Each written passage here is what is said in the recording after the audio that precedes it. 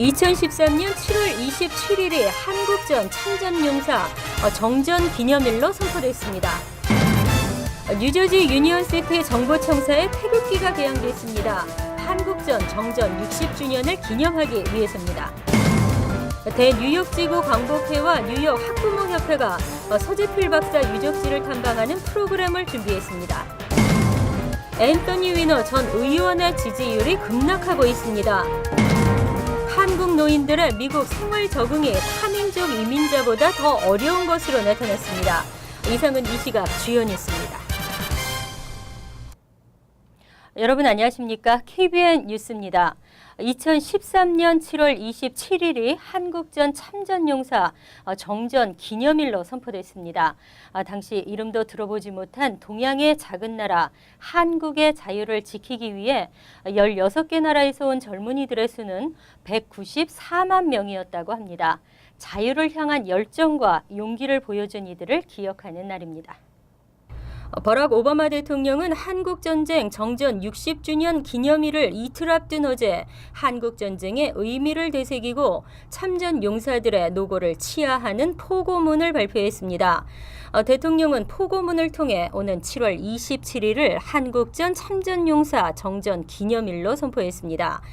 그는 포고문을 통해 한국과 미국은 함께 태평양 지역의 안정을 지탱하는 기반을 건설했다며 그 유업은 60년 전 자유를 위해 싸우고 오늘날까지 이를 지켜온 우리의 용사들의 것이라고 강조했습니다.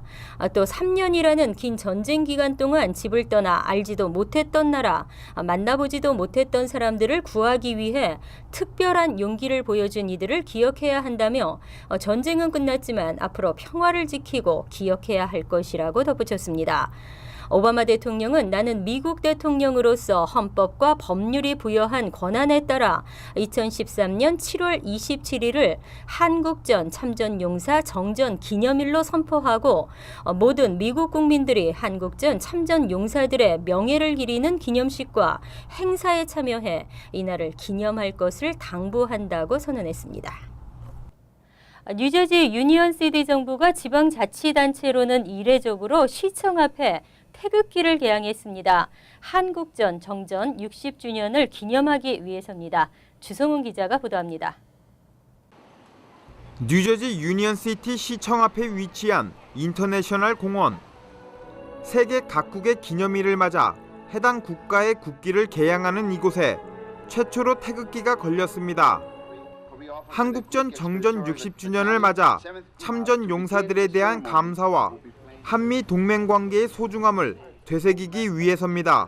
So we thought it was very important to commemorate the date that the armistice was signed and commemorate the many accomplishments of the Korean people here in the state of New Jersey and the United States of America as a whole. 개양식에 참석한 2명의 한국전 참전 용사들은 전쟁의 상처를 극복하고 발전한 한국을 보면 뿌듯하다고 말했습니다. There were no shops even. People had to have their little shops on the sidewalk. They would put out mats or something and set up their goods and sell from the sidewalk. And then 2 years later, see these big bright lights and these neons and hundreds of people traveling back and forth and whatnot. It's just something to be astounded by. And that's 8월 2일부터 6일까지 한국전 정전 60주년 기념 평화 콘서트를 개최하는 김자혜 유니언시티 필하모닉 오케스트라 단장은 개양식을 계기로 주민들이 평화에 대해 다시 생각하는 기회가 됐으면 좋겠다고 말했습니다. 한국인들과의 그런 친선의 장을 도모하고 그리고 평화의 의미를 되새기고자 7월과 8월 초에 음악회를 개최하는데 평화를 위한 그 한국 전쟁 휴전 협정 60주년을 기념하는 음악회를 마련하게 되었습니다. 오늘 유니언시티 시청 앞에 개양된 태극기는 오는 8월 9일 에콰도르 독립기념일까지 개양되며 시는 한국전 정전일은 매년 7월 27일을 코리안데이로 선포했습니다. KBN 뉴스 주성훈입니다. 자녀들이 방학을 맞아 어딜 가야 할지 고민하시는 분들 많으실 겁니다.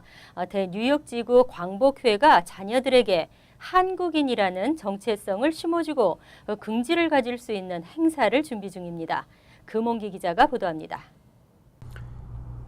일본에 빼앗긴 대한민국의 주권을 다시 되찾기 위해 투쟁했던 서재필 박사. 구한말 갑신정변의 주역이자 독립신문을 창간한 서 박사는 개혁적 재미 독립운동가이면서 한국인 최초의 미국 시민권자였습니다. 대뉴욕지구 광복회와 뉴욕 한인학부모협회는 서 박사의 숭고한 애국 정신을 기리기 위해 학생들과 함께 필라델피아에 있는 서 박사 유적지를 오는 8월 7일에 탐방할 예정입니다. 이국에서 사는 차세대들은 우리나라 역사를 잘 모를 뿐만 아니라 우리들의 선열들이 얼마나 나라를 뺏겼을 때 나라를 찾기 위해서 독립운동을 하셨는지를 모르기 때문에 역사 현장에서 시킴으로써 우리 차세대들이 긍지심과 자부심을 갖고 이번 탐방은 행사 당일 플러싱 공영주차장 앞에서 오전 8시 30분에 출발해 서재필 기념재단과 기념공원 그리고 기념탑 등을 둘러본 뒤 오후 8시쯤 뉴욕으로 다시 돌아올 계획입니다. 서재필 박사 유적지 탐방은 50명 선착순으로 뉴욕 한인학부모협회에서 신청을 받고 있으며 전액 무료로 진행됩니다. 부모 중 한 분은 학생과 반드시 동행해야 하며 점심과 간식도 제공될 계획입니다. KBN 뉴스 금홍기입니다. 아시아나 항공기의 한국인 조종사 이름을 왜곡 보도했던 지역방송국 KTVU가 이 보도와 관련 담당 PD 3명을 해고했습니다. 이와 함께 이 왜곡 보도의 근원지로 알려진 정보 제공 소식통에 대한 조사가 진행 중입니다. 일간 샌프란시스코 클로니얼은 어제 KTVU가 드월크 PD를 비롯해 특별 프로젝트 담당 PD 크리스티나 카르텔로와 PD 브래드 벨스톡을 해고했다면서 정오 뉴스 담당 PD 엘빈 슬렌지는 건강을 이유로 휴가를 냈다고 보도했습니다. KTVU는 지난 12일 국가교통안전위원회에 발표 내용을 전달하는 과정에서 아시안을 비하하는 표현으로 한국인 조종사 4명의 이름을 왜곡해 아시안 커뮤니티에 공분을 샀습니다. KTVU는 방송 후 항의가 거세지자 국가교통안전위원회의 인턴 직원으로부터 전달받은 정보라며 자체 왜곡 사실을 부인했고 이후 해명 겸 사과를 한 바 있습니다. 또 유튜브에 올라있는 관련 동영상이 아시안 커뮤니티를 자극할 수 있다며 삭제를 요청한 것으로 전해졌습니다. 국가교통안전위원회도 사과와 함께 인턴 직원을 해고했습니다. 한편 KTVU의 자체 조사 결과 왜곡된 정보가 과거 방송국에 정보를 제공했던 한 소식통이 보낸 이메일에 포함돼 있었던 것으로 파악돼 현재 추가 조사가 진행 중입니다. 대중들은 2번씩이나 기회를 주면서 적극 지원했던 앤서니 위너 전 의원을 받아들일 수 있을까요? 외설사진 스캔들로 또다시 논란을 일으키고 있는 앤서니 위너 전 의원의 지지율이 급락하고 있습니다. NBC 뉴스와 월스트리트저널 그리고 메리스트 대학이 공동으로 실시한 2013년도 뉴욕시장 민주당 후보 지지율 설문조사 결과가 어제 발표됐습니다. 뉴욕시 민주당 유권자 551명을 대상으로 실시된 이번 조사에서 위너 후보는 16%의 지지율을 획득해 25%를 차지한 퀸시 의장의 9%포인트 뒤진 2위를 기록했습니다. 위너 후보는 지난 6월 뉴욕시장 출마를 선언하자마자 25%의 지지율로 퀸시 의장을 제치고 단숨에 1위를 차지하며 돌풍을 일으켰습니다. 하지만 이번 외설 사진 스캔들이 나오면서 지지율은 9% 가까이 급락했습니다. 위너 전 의원에 대한 호감도 조사에서도 설문에 답한 민주당 유권자 중 55%가 비호감이라고 답했으며 30%만이 호감이라고 대답했습니다. 이는 지난달 응답자 중 52%가 호감이라고 답한 것과 크게 대비되는 것입니다. 정치 전문가들은 현재 지지율 3위를 기록하고 있는 빌 톰슨 후보가 역전할 가능성도 있을 것으로 전망했습니다. 나이가 들어 미국에 올수록 적응하기가 쉽지 않습니다. 가장 어려운 언어의 장벽, 그로 인한 스트레스와 경제적 어려움이 한인 노인들을 힘들게 하고 있는 것으로 나타났습니다. 비영리 단체 도시 미래센터가 지난 2000년과 2010년 센서스 자료를 분석해 어제 발표한 뉴욕시 이민자 노인 생활 실태에 따르면 65세 이상 한인 노인들은 영어 미숙자가 94%에 이르러 출신 국가별로 볼 때 언어 장벽이 가장 심한 것으로 밝혀졌습니다. 뉴욕시 이민자 노인 평균 영어 미숙자는 67%였습니다. 특히 한인 노인들은 가구 내 영어를 능숙하게 구사하는 14세 이상 가족이 없을 때 발생하는 언어적 고립 상태에 속한 비율이 높았으며 연방 빈곤선 이하 소득으로 생활하는 한인 노인도 29%에 달해 이민자 노인 평균 24%보다 높았습니다. 이처럼 경제적으로 어려운 한인 노인들은 그러나 언어 장벽 등으로 각종 사회 보장 혜택을 충분히 받지 못하고 있는 것으로 나타났습니다. 한인 노인들의 사회보장연금 수령 비율이 낮은 것은 언어 장벽 외에도 늦은 나이에 이민을 온 탓에 10년 이상 일을 해 사회보장세를 내는 기간을 채우지 못한 경우가 많습니다.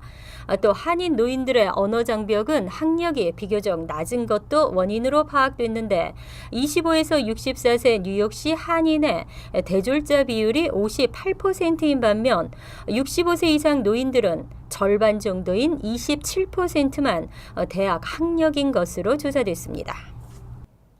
무작위 약물 검사를 추진하고 있는 노던밸리 리저널 학군에 대해 학부모들의 반발이 거셉니다.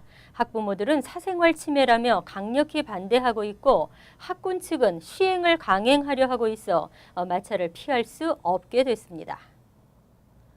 노던밸리 리저널 학군 교육위원회는 지난 17일 무작위 약물 검사에 대한 초안을 투표에 붙여 찬성 6표, 반대 3표로 통과시켰습니다. 하지만 일부 학부모들이 반대 청원 서명 캠페인을 시작하는 등 강력히 반발하고 있습니다. 학부모들은 청원 캠페인 전문 웹사이트인 change.org에 노던밸리 리저널 학군 고등학교에 무작위 약물 검사 중단을 요구하는 반대 청원 창구를 개설하고 어제 940명의 서명을 확보했습니다.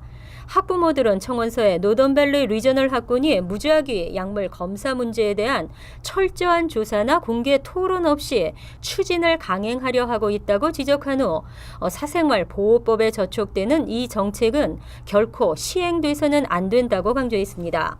하지만 노던밸리 리저널 학군은 이 정책에 대한 검토 과정을 거친 후 10월 최종 표결을 거쳐 통과되면 2014년 1월 1일부터 시행할 예정이어서 마찰은 커질 것으로 보입니다. 한편 노던밸리 리저널 학군은 한인 학생이 많이 재학하고 있는 데마레스트 고등학교와 올테판 고등학교 등 2개 고등학교를 관할하고 있습니다. 유료 도로에서 간혹 모르고 통과하는 경우가 있습니다. 집으로 배송된 위반 티켓을 보면 통행료의 몇 배가 부과되는데요. 하지만 이를 상습적으로 행하는 운전자들에 대한 단속이 계속되며 미납료를 내지 않으면 운전면허가 중단될 수 있습니다. 뉴저지주 차량국과 뉴저지 턴파이크 공사는 지난해 4월부터 시범적으로 시행된 일명 통행료 사기 운전자 단속 프로그램을 영구 운영키로 지난 24일 결정하고 뉴저지 턴파이크와 가든 스테이트 파크웨이를 통행료 없이 무단 통과하는 운전자에 대한 단속을 계속한다고 밝혔습니다. 통행료 사기 운전자 단속 프로그램은 통행료를 내지 않고 톨부스를 무단 통과한 운전자의 미납금이 $1,000가 넘으면 해당 운전자의 이름을 웹사이트에 공개하고 미납금을 납부할 때까지 운전면허를 중단시킬 수 있습니다. 지난해 4월 실시한 이 프로그램으로 운전자 약 300여 명이 적발됐으며 이들로부터 징수한 미납금은 $65만 이릅니다. 무단으로 톨부스를 지난 차량 운전자에게는 위반 사진과 통행료, 행정비 $50가 포함된 위반 티켓이 우송됩니다. 특히 이번에 결정된 연구 프로그램에는 사기 운전자 기준을 $1,000보다 낮게 책정할 예정이어서 뉴저지 턴파이크와 가든 스테이트 파크웨이를 통행료 없이 상습적으로 무단 통과하는 운전자들은 법의 망을 피할 수 없게 됐습니다. 이상으로 KBN 뉴스를 마칩니다. KBN과 함께 즐거운 저녁 되시기 바랍니다.